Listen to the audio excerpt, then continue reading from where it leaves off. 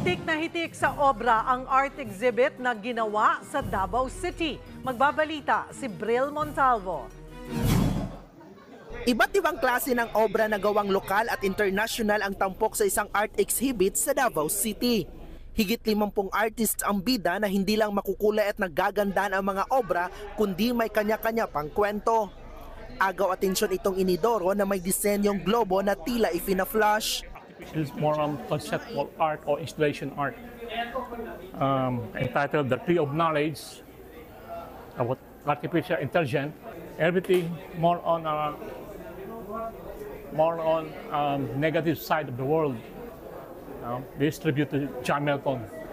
Ang painting namang ito na pinamagatang End of Fairy Tales, sumasailalim sa buhay ng tao na di lahat na pagbibigyan ng happy endings na gaya sa mga fairy tales. Parang yung modern day problems natin.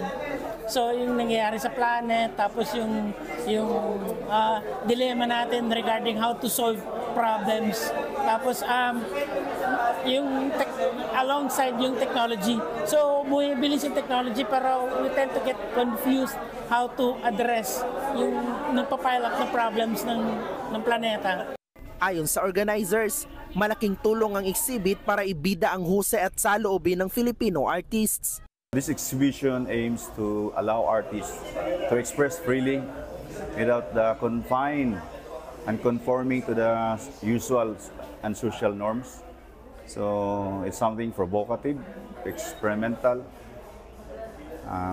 transcending and exploratory. Sa mga gusto pang dumalo at matunghayan ang nasabing exhibit, magtatagal ito hanggang March 2, 2025. Ako si Bril Montalvo para sa 1PH.